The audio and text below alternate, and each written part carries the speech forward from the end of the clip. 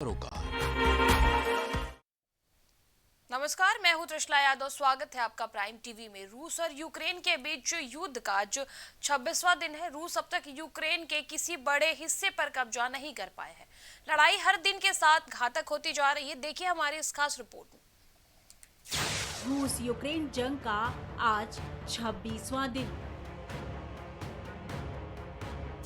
सूमी के chemical plant पर हमला। यूक्रेन में 900 नागरिकों की मौत। केमिकल प्लांट से अमोनिया लीक होने की खबर। संयुक्त राष्ट्र संघ का खुलासा। रूस और यूक्रेन के बीच जंग अभी भी जारी है। इतने दिन बीत जाने के बाद भी लगातार रूसी सेना के हमले जारी हैं। रूसी सेना यूक्रेन की सेना पर अब भी हावी है। वहीं यूक्रेन की सेना भी रूसी सैनिकों को मुंह तोड़ जवाब दे रही है। रूस और यूक्रेन के बीच युद्ध का आज 26वां दिन है। रूस अब तक यूक्रेन के किसी बड़े हिस्से पर कब्जा नहीं कर पाया है। लड़ाई हर दिन के साथ घातक होती जा रही है। यूक्रेन की सेना भी रूस को खासा नुकसान पहुंचा रही है और बराबरी की लड़ाई जारी है।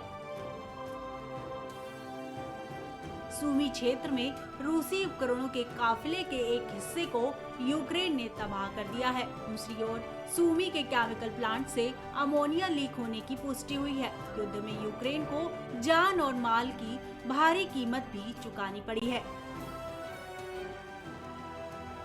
रूस ने उसके कई रणनीतिक ठिकानों पर जबरदस्त बमबारी की है। न्यूक्लियर प्लांट से लेकर अस्पताल, एयरपोर्ट, हथियारों के डिपो और केमिकल प्लांट भी इस जंग में तबाह हुए हैं। एक समाचार एजेंसी के मुताबिक इस रिसाव का असर 5 किलोमीटर दूर तक देखा जा रहा है। आपको बता दें कि अमोनिया गैस बेहद खतरनाक होती है। इसका रिसाव इंसान की जान तक ले सकता है। रूसी राष्ट्रपति व्लादिमीर पुतिन यूक्रेन से हथियार डालकर आत्मसमर्पण के लिए भी कह रहे हैं। इधर यूक्रेन ने भी आत्मसमर्पण से साफ इनकार कर दिया है। लड़ाई अब मारियोपोल में चल रही है और यूक्रेन किसी भी कीमत पर हथियार डालने को तैयार नहीं है। इस शहर में लोगों के पास खाने का सामान खत्म होता जा रहा है और अब यह बहुत कम बचा है। पानी और बिजली की भी समस्या है। दूसरी तरफ जंग के बीच यूक्रेन ने रूस पर अनाज से लदे 5 जहाज चुराने का आरोप लगाया है। जपोरिजिया गवर्नर ने बताया कि जिन जहाजों की चोरी की गई है उनमें हजारों टन अनाज था। प्रत्यक्षदर्शियों ने बताया है कि उन जहाजों से बर्डियायांस के शहर के बंदरगाह से रूसी टग बोट्स ने चुराया है। रूस यूक्रेन जंग के बाद दोनों देशों को भारी नुकसान हुआ है। इस बीच संयुक्त राष्ट्र संघ की ओर से चौंकाने वाला खुलासा किया गया है। संयुक्त राष्ट्र संघ की ओर से दावा किया गया है कि यूक्रेन पर रूसी हमलों में अब तक 900 से ज्यादा आम नागरिक मारे जा चुके हैं। बता दें कि 25 मार्च को पोलैंड दौरे पर जा रहे अमेरिकी राष्ट्रपति जो बाइडेन यूक्रेन में सैन्य तैनाती पर चर्चा कर सकते हैं। पर अब भी यूक्रेन में जो हालात हैं वो काफी भयानक हैं और इस युद्ध में यूक्रेन की जनता को काफी ज्यादा नुकसान हो रहा है।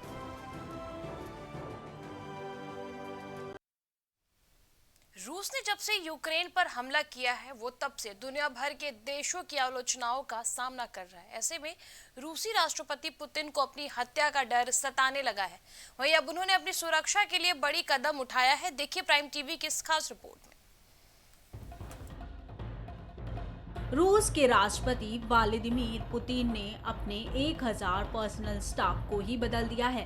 ऐसा इसलिए किया गया है क्योंकि पुतिन को डर था कि कहीं उनका ये पर्सनल स्टाफ ही उनको जहर ना दे दे।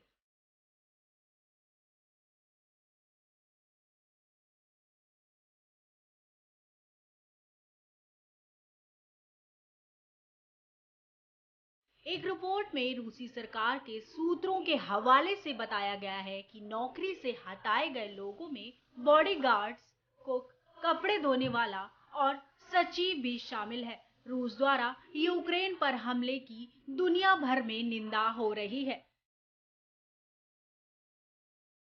इसके अलावा पुतिन और उनके सहयोगियों पर दुनिया भर में कठोर प्रतिबंध लगाए गए हैं।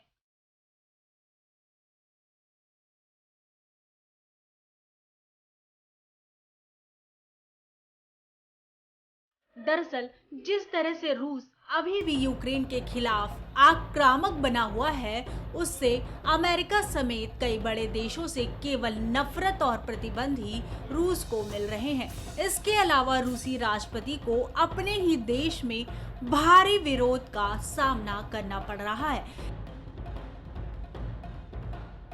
ऐसे में उन्हें जहर देकर मारने का विचार रखने वालों की सूची और लंबी हो गई है। बता दें कि रूसी राष्ट्रपति को ये डर यूं ही नहीं है, बल्कि रूस के पूर्व नेताओं को जहर देकर मारने का एक इतिहास रहा है।